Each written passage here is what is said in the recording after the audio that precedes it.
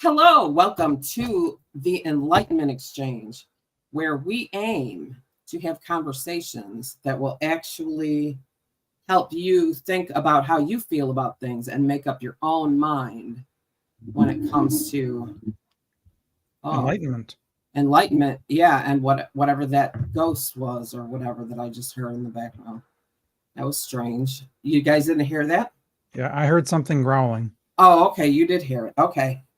All right, at least it wasn't just me. Okay, I'm excited today. I love random thoughts. In fact, my friend Joe Diamond, the mind reader, has a small deck of random thoughts cards that I made for him quite a few years ago. And he still loves them and still uses them from time to time. Cool. So I actually did an event one time. I was at one of the, what do you call those shops? Metaphysical shops in the area. Yep. I was doing a trunk show at a metaphysical shop in the area, and I had written out these random thoughts on little cards, and I was just handing them out to people. And I would say 98% were like, people were like, how did you know that? And I've also made calendars with random thoughts for people as gifts, where I fill out every week on the calendar a random thought. And those turn out pretty well too. So I love random thoughts. Cool. I believe they're ideas and thoughts and sparks of things that we should be talking about. So that is what our plan is today. We are also going to be watching the comments. So if anybody watching has one they'd like to put up for discussion, we'll be happy to do that as well. And we'll just see where it goes. So who wants to go first? I nominate Angie. That's what happens, but no. All right, that's okay. I have a list. So, how about this? I found out today that when you look into someone's eyes and you know what you're looking for, you can see all of their incarnations. All of them. It's in the eyes. That's you can tell cool. how old the window their soul to the soul. is. Yeah. Yep. Yeah, that's really that's a cliche that people say all the time, but it's truer than I think it's truer than people think. Yeah. Yeah, it is. It's funny when someone's wearing sunglasses, but you can tell when they're looking at you. Yeah. Right. I can say that much. So I was working with someone today, and this person has an ancestor that comes through as a, facilitator. Oh my God, he said facilitator like 400 times. But anyway, it was an ancestor of a relative, so a grandparent, that came through as this facilitator. And I said, well, it's in the eyes. And this client said, well, they tell me I have this grandparent's eyes, which I thought was really fascinating because we're feeling, going backwards and feeling this connection. This connection to the ancestors and this person with abilities as an ancestor. Interesting. It's really, really interesting and fascinating connections. I can't go in too deep because obviously it's a client. Yeah. But that's where it came from. So just on that note, have you ever I don't watch them too often, like true crime, old crime, whatever. And they show a picture of the perpetrator. Sometimes when I see and I look at the eyes, I get the willies. Like, Yep. I can't watch. Yeah. I as a rule, I don't, but it's especially especially older ones, like on film, I think that were, not so much these digital images that we have now, but the older ones where, they were taken on film and then developed and they're on paper, which I think for some reason holds the energy a little bit differently. You know what that reminds me? When I was in, I think it was a sociology class in high school, they had a bunch of pictures they showed and on the screen, and they said, okay, look at the picture and tell me what you know about this person. And there were beautiful people that people said, oh, she's a rock, she's a cheerleader, she's a a model, yada yada. And then there's kids with a scowl and the droopy eyes and so on. And people would write like, this kid looks like he gets in trouble a lot. And the point of the exercise was, look how judgmental you are on how people look. I would love to go back and do that and then actually find out, you know what? The people that have the permanent scowl probably are kind of crotchety and maybe have gotten in trouble. There's something about looking at someone's eyes and saying, I'm getting a vibe that this person isn't someone I want to do business with, or I don't want to really engage right here. And it's not being judgmental. I don't know. I don't know about that because I've seen that in beautiful people. Okay. All right. I don't like you. Go away. I'm good for that. I mean, I really am good for that. But my friend used to get so mad at me. You can't say that to people. Yes, I can. Yeah, you can. The point of the point of the exercise is how judgmental we are about looks. But I think it should be flipped around and say, look what you can pick up from seeing certain people. I don't know that I agree with that. Okay. Somebody that's lived a hard life could be at heart a very good person, but they show from their hard life, and it might cause you to make assumptions. Oh, okay. I'll give you that. On that. But don't you think you could determine something about them from their eyes? I can look into somebody's eyes. From their eyes, but the eyes, not their appearance. The eyes. That's it, right, Melanie? Okay, it's not that's the distinction, it's isn't their it? eyes. I can look into somebody's eye. Yeah, and when I talk to people, it's weird because when I'm talking, I don't look in your eye. I look around, and I think that's a neurodivergent thing. But when I'm listening to you, I am like looking into your soul. Like I look at your eyes and I can tell. But because that's the way you're connecting to their energy. But that's got nothing to do with the physical what they look like. Fair enough. The eyes are connected to the soul, where the physical appearance is a connection to the human being. Fair enough. Right. Oh, that's good. I like that. Yeah. That's a good one. That is, hang on to that one. Yeah. One other related but unrelated comment. I think one of the things we lose out on in Zoom and being remote is that direct eye connection. I mean, if I look directly into my camera, you can kind of see my eyes, but I can't see yours. And so it's it's disconnected. Can be, yeah. In person, you actually can have the two-way eye-to-eye connection. That's really hard. It's possible, but it's really hard to do remotely.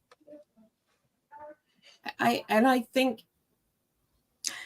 so. Then, as energy workers, we'd have to use our other senses, right, to pick up the vibe of whoever we're engaging with, right? Yep. Because I can still pick up things even if I can't look into their eye. Right. On a Zoom call, I can tell, okay, this person's, I want to work with this person, or this person's, their energy's off. I don't want to work with, you know what I mean? Well, I mean, if I couldn't get that through Zoom, I couldn't do my work. I do all my work. Exactly. Right. You know, I do. Yeah. I mean, and psychic work, like actual psychic work I do on Zoom. That's about the energy matrix that you create for yourself, the container that you sit in when you do the work. And who and what you invite into that container. Yep. But with that said, John, I think that and this has been said before, you've identified one of the problems in the world right now is that people aren't looking into another person's eyes when they say something mean, when they say something hurtful, or when they say something kind, or when they say something grateful. People are not having the opportunity to interact in each other's energy and in each other's, you know, if you were to insult me, you'd see it in my eyes. Right. And it's so much harder to do Right, when you're in person. Right. So Right. I think, putting kids on tablets, putting kids remote, not forcing kids to go outside and play outside with their friends. Or just the whole thing of Facebook comments. People get so cruel because it's words on a page. Because they don't see your reaction. Right. Or your energy. They don't feel it. Yeah. Right. If they were to see or feel your reaction, it's really, Here's a random thought I had this week. I don't like kids on device. Let me back up. I'm not going to judge other parents for what they do. Me personally, I don't want my children on devices, and I limit what I was doing because I try to work with them, right? And they're like, but we want blah, blah, blah. So I'm like, okay, cool. You can have access to a device 1 hour in the morning, 1 hour in the afternoon. They don't have TikTok accounts, Snapchat. They don't have any of that. They don't have their own devices, right? It's like old phones that I connect to our Wi-Fi so they can whatever. That's awesome. They can go on Pinterest because they're crafty and they like to look for inspiration. Anyway, they started. So I let them do that through the summer. During the school year, they didn't have any access. The summer, they had the hour in the morning and the hour in the afternoon. I noticed last week they are absolute jerks. And I was like, who are these strangers? Who are these children? So you notice a personality change. Yes. And I'm like, I really think these devices are almost rewiring their brain or changing their brain chemistry or something. They most certainly are. They are. And if Steve Jobs wouldn't give his kids an iPhone because he knows how bad they are for kids, right? Then they're not. I took them away. I said, that's it. No more. You're not having any devices. And they've been better. I mean, they're still working out of it, but they're getting better and they're sleeping better and everything. And it's been less than a week. And what annoys me is since COVID, every kid gets a computer all the way down to kindergarten. They all get a Chromebook. It's required. It's required now. Yeah. And if it gets broke, they give them to everybody, even the kindergartners. And if it breaks, the parents have to replace it. It's like, okay, so I've got how many kids replacing a Chromebook? Are you kidding me? Wow. So that's my random thought about devices is I think they're screwing up our kids. And I've been saying that for years. Absolutely. Yeah. And I don't like how integrated they are into the education system. Yeah, you have to wonder what that's all about. I mean,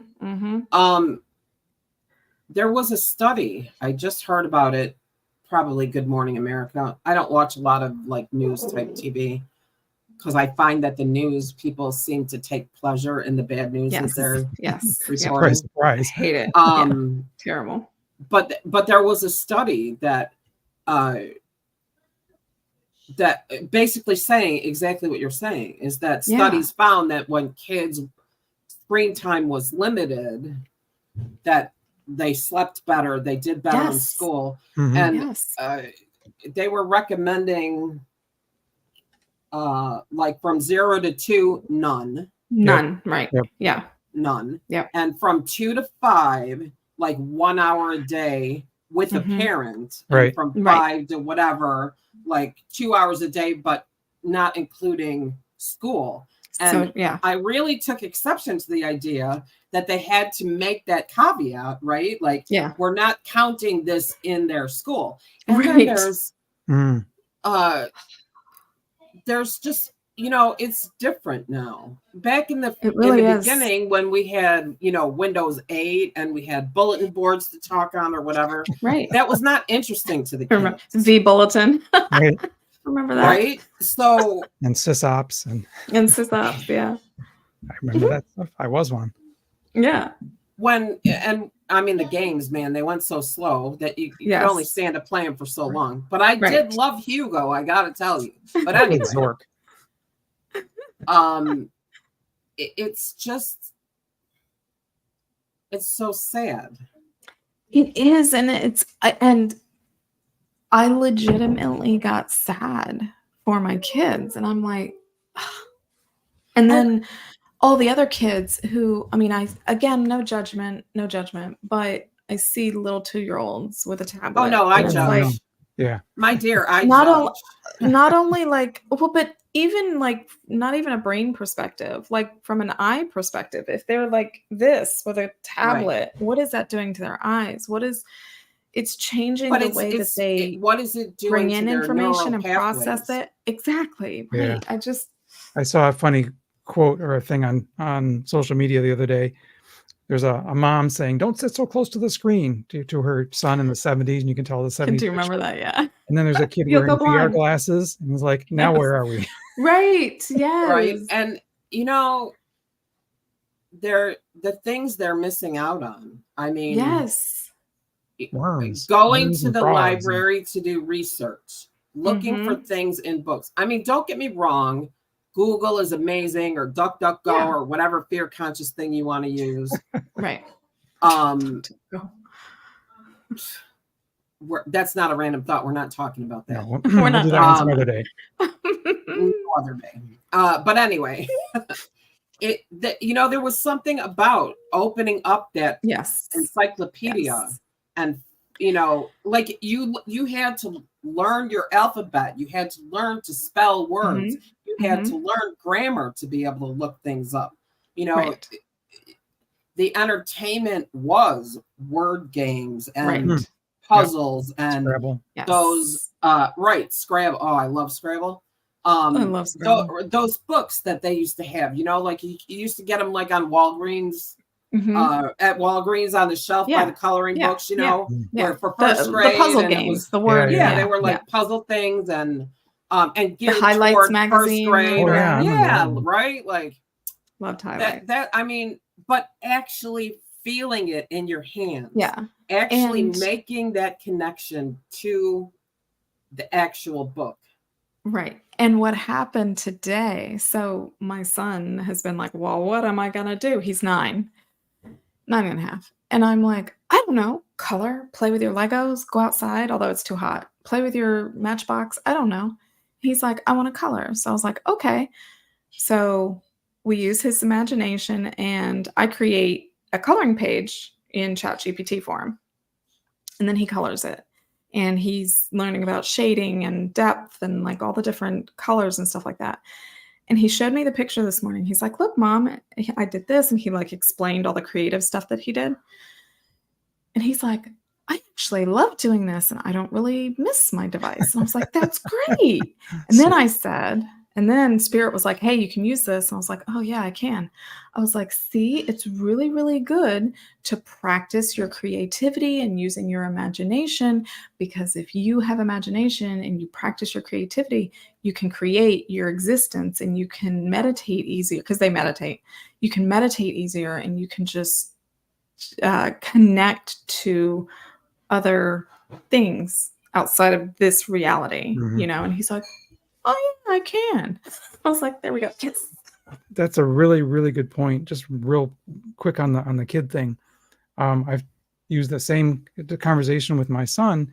I said, there's really two categories of people. There's consumers and there's creators. Yes. You want to be in the creator group. You want to be making things with your hands, with your mind, with your words, the music, because that's what's going to sit you in good stead for being able to connect with people. Yeah. Exactly. And create and connect with other energies.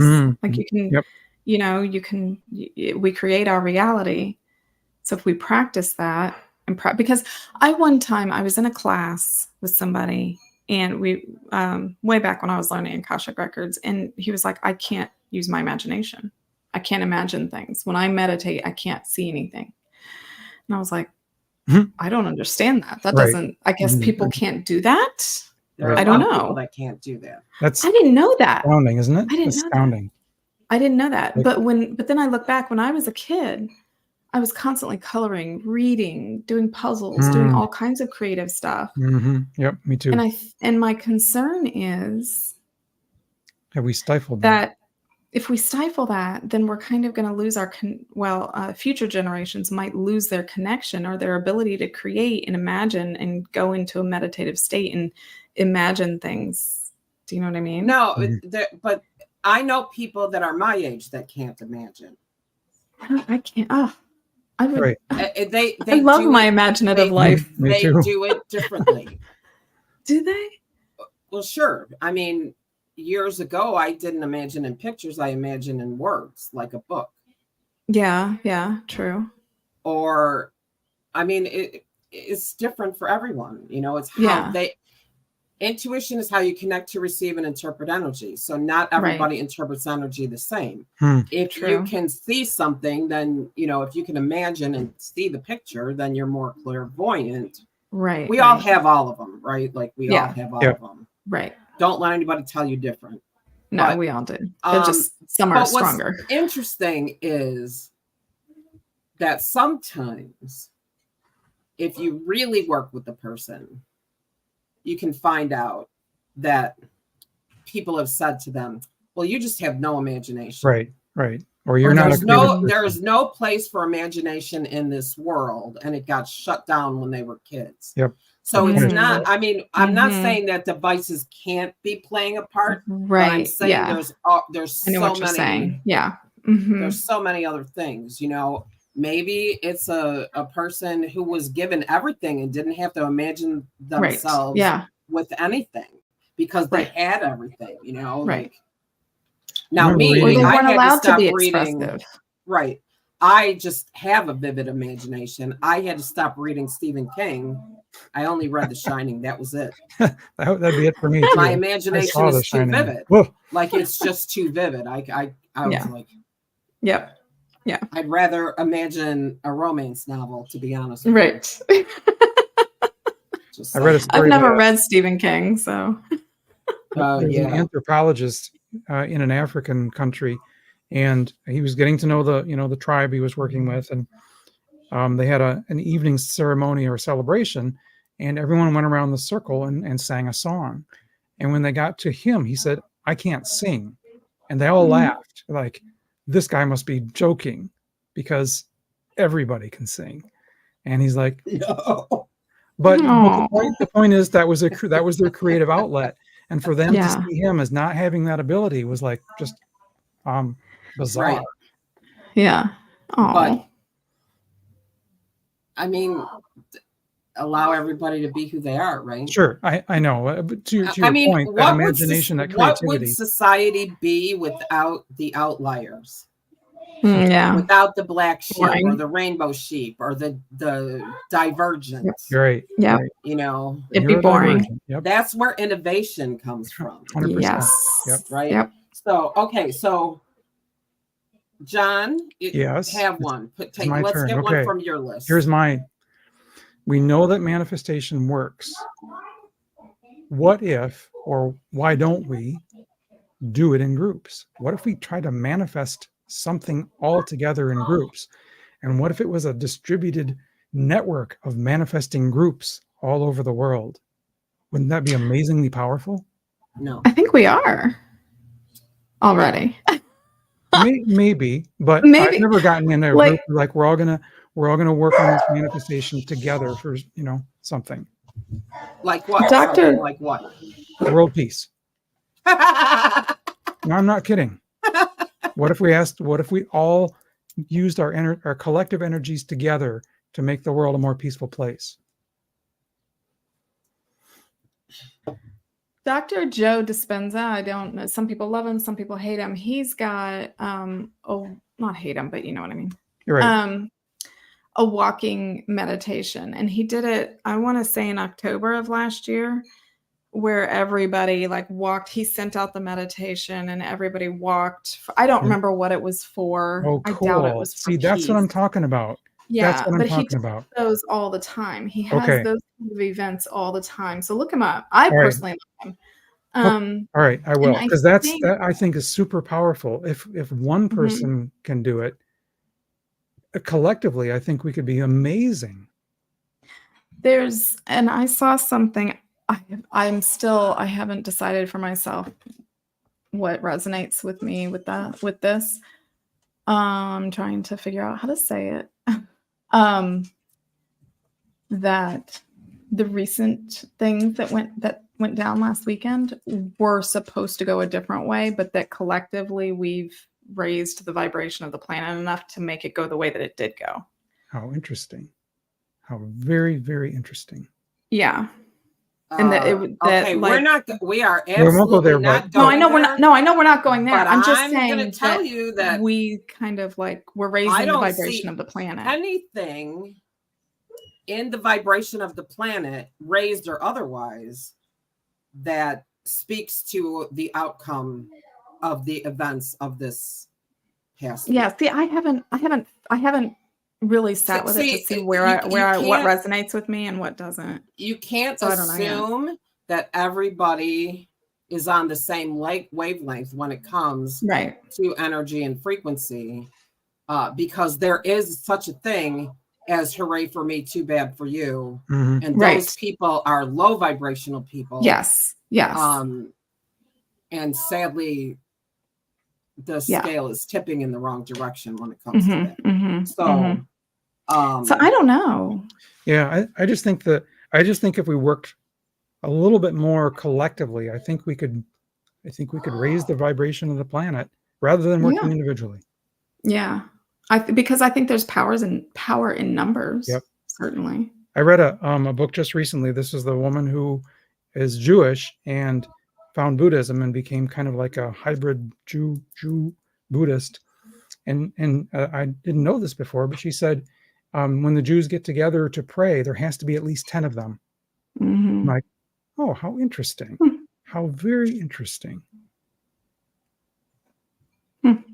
Because the collective power of that is, it's tradition. But I'm wondering if the reason for that tradition may be rooted in something of, being able to align energies. Right. Yeah. It's okay, Ange. Not everyone has to agree. I don't, it is okay. It's absolutely okay if I don't agree. So we'll start there. But I believe in the power of the collective. But I believe the collective is polluted. So I prefer myself the energy that's outside the collective. So if we could figure out how to get outside the collective and do that kind of work, I think it would be a lot more powerful. Right. Well, you pick your favorite, you pick your 5 favorite guru, high vibrating people, I'll say. You know how I feel about that too. I don't put anyone on a pedestal. No, but some people are high vibrating, some people are low vibrating, right? You pick your favorite 5 high vibrating people and work together on something. I think there's value in that. Oh, I didn't say there's not value coming together. Yeah. But good luck getting close to some of them. They all have their own agendas. Okay. No, I mean the people you already know, the people love, and trust. Like friends. Right? Your friends, your high vibrating friends. Yes, I don't either. But like if the 3 of us did it together or something, it would be. We're all going to meditate together. We're going to, put our energy together collectively to put an intention out there. Okay. Yeah. So first of all, are you making an assumption that I've not done this before? No, I am not. Your crystal and your in-person things. That's exactly what I'm talking about. But that's not what I'm not. That's not even what I'm talking about. Oh. I spent nearly an entire year sending energy to the planet with other people. Cool. I would love to be when a part COVID of something hit. like that. It's on YouTube. You can find it on YouTube still. When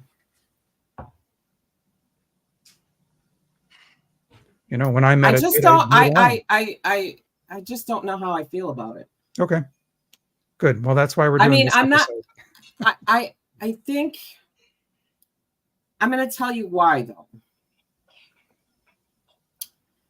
I think that there are a lot of people out there that have a lot of work that they need to do on themselves individually before I let them get close enough to me to be in a group of that nature. Right. Yeah. And that's not judgmental. That's protecting your energy. In the world of psychics and mediums, there are charlatans and people who don't say what they mean, and people who do things for the wrong reasons, and people. So I just don't have that level of trust in humanity to to create a collective. God, I'm digging myself a hole here, I think. It's okay. We can go on to another topic if you prefer. I'm going to finish this thought. I'm not saying it won't work. I'm absolutely not saying it won't work. I'm not saying that people shouldn't get together as groups, but we also need to encourage people to work on themselves individually so that the energy that would be required for them to participate in a situation like this is available to them and not polluted and not. Yes. Does that make sense? Like, yeah. Yep. So makes sense to me. Yeah. I mean, because remember, manifesting takes action. Manifesting, while it may seem like magic, there's no manifesting without action. There's no such thing as. Yes. Right. No. So, yeah, that's what I think. But I think that, I mean, there's a lot of them. What is that Reiki organization that has that giant crystal grid? Oh yeah. Great. Thank you. I used to participate in that and somehow fell off their list. But that's a good example. It's like the World Reiki or World Energy Association or something like that. I will look them up and rejoin. I think that in this climate, it's hard not to be less than hopeful about something like that at this point in time. And I'm going to leave it at that. And the conversation sort of manifested out of the conversation about, the things that happened in the last week. It's I'm going to leave it with that. So this is something completely different.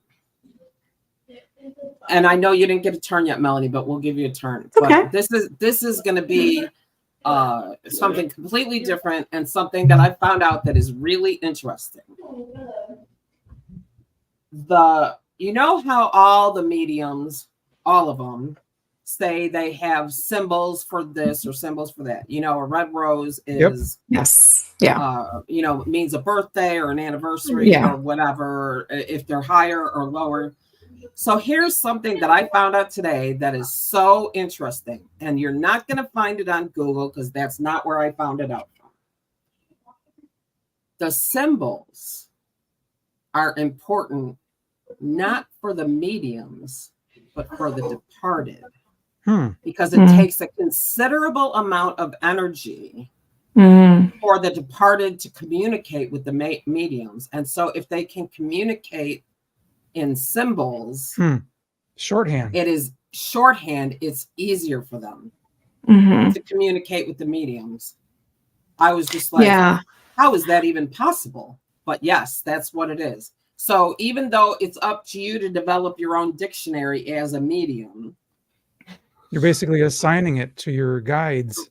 Right. You're assigning the symbol to a frequency, and then when the departed triggers that frequency, then you get that symbol, and that's how you translate the information. I'm like, well, that's interesting, because that's completely in the opposite direction. That's very cool. Right? Like, well, and sometimes they'll give symbols that mean nothing to the medium. Like I was learning, I was taking some course, and she said she one time was reading a lady, and she's like, I don't know why I'm being shown an 18-wheeler. Like, I don't know. I'm just telling you. And the girl was like, oh he was a driver or whatever, So it's like they're going to use whatever symbols they need to get their message across. Right, exactly. So, it's up to the medium to learn to translate. Right. So it's less about, like, let's say a mother gives off a certain frequency, right? A maternal energy gives off a certain frequency. So when the medium senses that frequency, then that triggers their symbol. Right. And it's it's really fascinating. And what's also interesting is that it's different if you're doing a mediumship reading or a psychic reading. So if you're doing a psychic reading for another person, you might really feel and see obscure things. And that's because they have all these things, you know, floating around them, you know, that because they've lived through them. Yeah. Really interesting. Like I was like, oh, that's good. That's cool. Okay, what do you got, Mel? I have a couple things. I'm trying to figure out which one I want to do. Number 1. Yeah, I'm thinking it's number 1. I saw an well, that's interesting what they TikTok. told me, so there you go. Okay, well, there you go. So I saw an interesting TikTok today. And this woman was like, hear me out. I might delete this later. But neurodivergence, she was saying that neurodivergent people might be a little more, or she kind of somehow connected them to more spiritual or woo-woo people or heart-centered people. And the reason why she surmised was she was thinking, you know, we're spiritual beings having a human existence, and sometimes it's hard for our spirit to figure out how to live this human existence. And that's why we think different, and we organize our thoughts different, and we just do things differently. It's because we're not used to this human thing. I don't know. It was interesting the way she put it. Here's what's coming to me. That's kind of a different thought. Neurodivergence don't have the same conditioning. Right. Yeah. Yeah. That's kind of what she was saying. And the conditioning gets in the way. Yeah. Yeah. That's kind of what she was saying too. Almost like they're a little more tuned in and tapped in a little bit more. That's interesting. I don't know. Yeah. I thought it was interesting. Another thing that I haven't completely figured out what resonates with me, but I thought it was interesting. I saw it today. Almost everyone I know in the woo-woo space is very quirky in many ways. Yes. Right. And and neurodivergent. Like all of I would say most spiritual people I know have some tendencies of neurodivergency. No doubt. So here, you want to know what it is? I can tell you what it is. Yeah. It's a vibrational mismatch. Yeah. Yeah. There you go. It's a vibrational mismatch between the physical body and the soul. And the spirit. Yeah. That's what I was trying to say. The physical body. So because one of the things I do in session work is subtle body alignment. So if you can imagine that the physical body is on the inside of the aura or the etheric body, right? The etheric, all the etheric bodies are outside of the physical body. So if you can imagine a Russian doll, the small one on the inside is, and this is how I actually visualize it to do the energy work around it. The little one on the inside, the innermost one, is facing this way. Right. And then maybe the next one is facing this way. And then another one is facing this way. So I never thought about it. But I mean, that would really give you like a 360 view of what's going on around you. So why does aligning the subtle bodies help a person? Interesting. Does it diminish their? No, it doesn't. It just makes it easier to dial in. But I also believe that mental illness is a vibrational mismatch, just to a further extent. Because I don't think neurodivergence, I don't think of that as a mental illness. No, I don't either. But I mean, it's definitely, I don't like that word. I'm not using that word. A state of being. I like that. I like that. It's a for real state of being, you know? Yeah. So cool. If I all of a sudden lose internet, it's because there's a huge storm coming. So I'm sorry. Oh, if I all of a sudden leave. Well, I didn't get my feelings hurt. It's a storm. But yeah, we have like 10 minutes left anyway. So or just not. I mean, not even really. But hopefully the storm will pass you by quickly. Yes, and won't cause. I think we're due for more rain around here again. The tornadoes we had a couple 2-3 days ago were further south. than That's us. what we're getting. But they're sending that crap up from Texas. Texas could keep it, to be honest. But it's hot down there too. So, okay. Let's see. How about, no, not that one. We don't have enough time. What do you got, John? That's a fast one. All right. Why are we not seeing more experiments on psychic abilities? Okay, that's not a random thought. That's because they did all the experiments in the 50s. But people don't know about them. What do you mean they don't know about them? All you got to do is know about lobotomies and stuff. Yeah. But why is that stuff? Why is that information not like front and center? Why is it so hard to find? It's not in any schools. It's not in any people are not educated about the experiments that have been done, and there should be even more experiments. Constant, like, let's press this even further. Why? I think there is. I just think it's not mainstream. Again, if you look at Dr. Joe Dispenza, he is like working with the Heart Mind Institute and like really doing these like, and I'm listening to his most recent book, Becoming Supernatural. Oh, and that's a good one. It's really good. He comes from a science perspective. This is what happens when you meditate. This is what happens with your chakras. This is what happens when you breathe in and you bring your energy up from your lower chakras up through your energy body. And he's hooked up thousands and thousands of people when they're in that meditative state. I think the work is being done. Okay. You have that. You've got Silva. You've got the Edgar Cayce Institute. Yes. Which is not far from you, I imagine. Well, at least in the same state.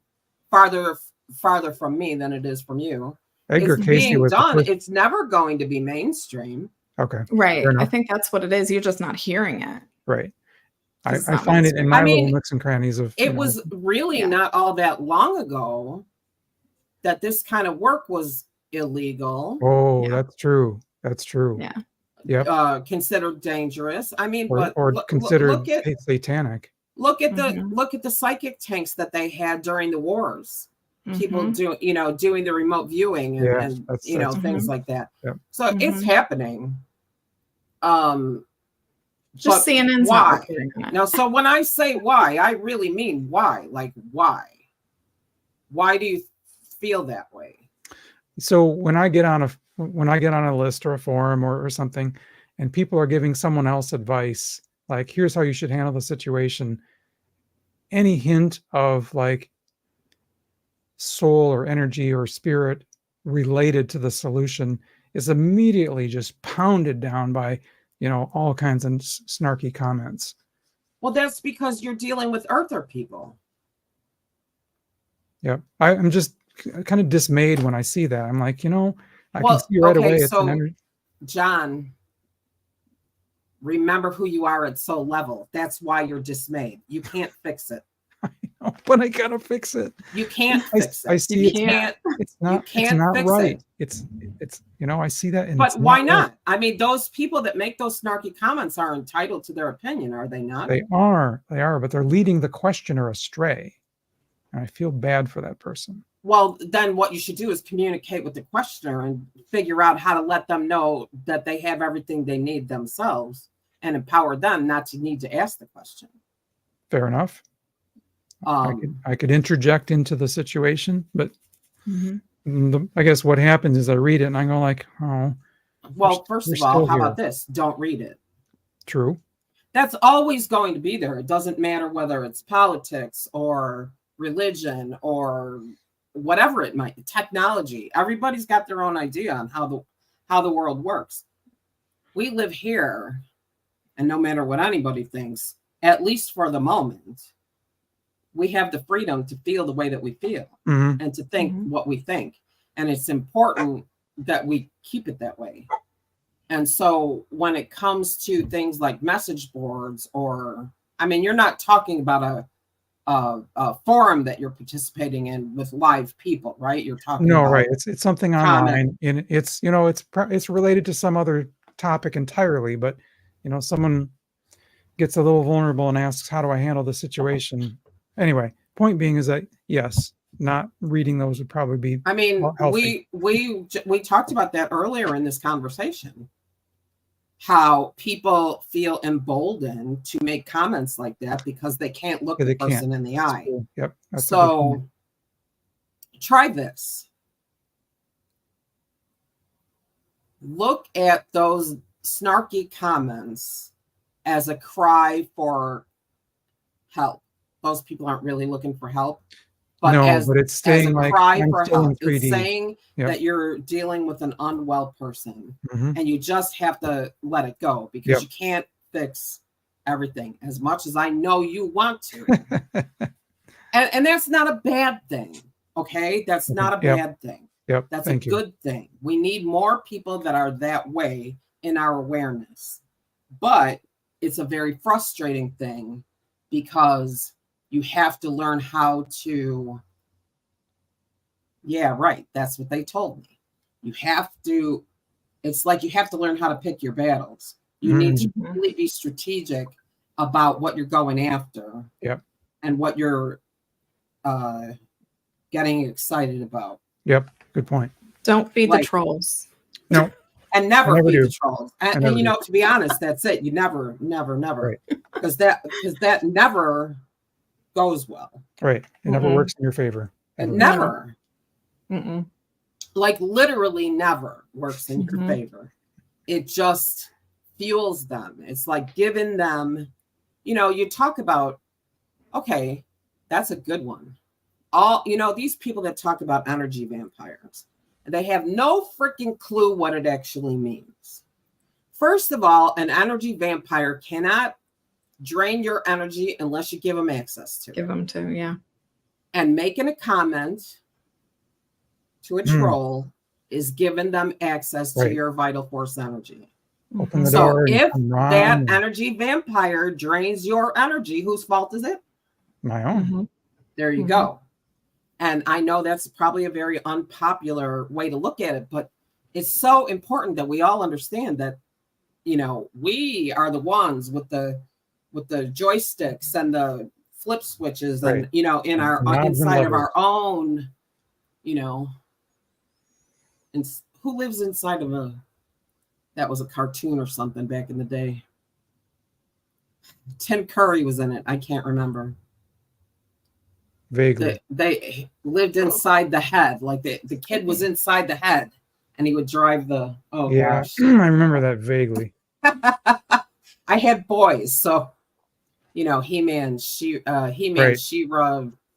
I loved He-Man and She-Ra. Me too. And Thundercats. Yes, and Thundercats. And Ninja Turtles. I wasn't a Barbie girl, shockingly. Really? I was all about He-Man. I didn't want anything to do with it if it didn't have pages and I couldn't read it. Yeah. I was all about books. I love John. I was all about books when I was a kid. I'm gonna capture that little clip and just say I heard her say it. I was all about books. But it's not that I don't like books. Yeah. I just don't like the kind of books that you like. I know. I don't listen. I don't like people telling me what to do, least of all myself. So I can't. I don't read books where people are trying to make me. No, I don't know. That's funny. It's hard for me to read books these days. I don't know what. When I was a kid, I was reading all day long, but now it's difficult for me, for my brain, to stay on a page. I read a sentence 4 or 5 times, so that's why I do Audible. That's neurodivergent, right? Right. Oh, wait till you hear this. They talk too much on Audible. I can't handle it. I did actually think that the other day. I was like, "Oh no, this is getting too much auditory stimulation." It was so. I took a free whatever. Yeah. Free trial or whatever, and I have 5 or 6 Audible books, and I started them, and I was like, I don't think I can do this. We took a trip up north over the weekend, and it was a 5-hour car trip, and we listened to an audiobook the entire way. And you know, it was a novel, so it was very, very, very interesting. It made the trip go just zip right by. But by the end, I was like, I need quiet, just a little bit of quiet, just a little bit of quiet. Now, yes. So there's one that I'm listening to. You could not have done this in the car with a kid because it's Miriam Margolyes. Oh, Miriam. She's very entertaining and I can handle her voice. There's something that happens to entertainers when they read their own books. It's like they're reading instead of like they're speaking with you. Instead of their And it's an entirely different feel. So I canceled Audible and I bought myself a Kindle Paperwhite. I love it. Really? Awesome. I love it. It does not hurt my eyes. Cool. My Kindle Fire, I couldn't read Kindle books on the Kindle Fire, but this Paperwhite, I thought it was nearby here. It is. Of course, it's in a cover like, oh dear, cover like this. But that's funny. It's that stupid background. Anyway, I just love it. Cool. And I got 3 months of Kindle Unlimited for free. So we'll see if I keep that or not. Sure. The only thing is I really do like books, but this takes up a lot less space. Melanie froze. Oh, I think she lost her internet. Yeah, she probably lost her internet. All right. Well, I guess it's time to sign off. We went to 52 minutes almost. This was a lot of fun. It went a little differently than I expected it to, but that's okay. That is okay. You just never know. I would have liked to see some random thoughts from listeners. Yeah, she dropped out altogether. I would have liked to see random thoughts from listeners. So maybe next time we'll do something like this again. If you do have an idea, put a comment on the video and let us know. We'd love to talk about it. Anyway, okay. So don't forget to subscribe. Hit the notify me button. And we will talk to you next week. Bye, everybody.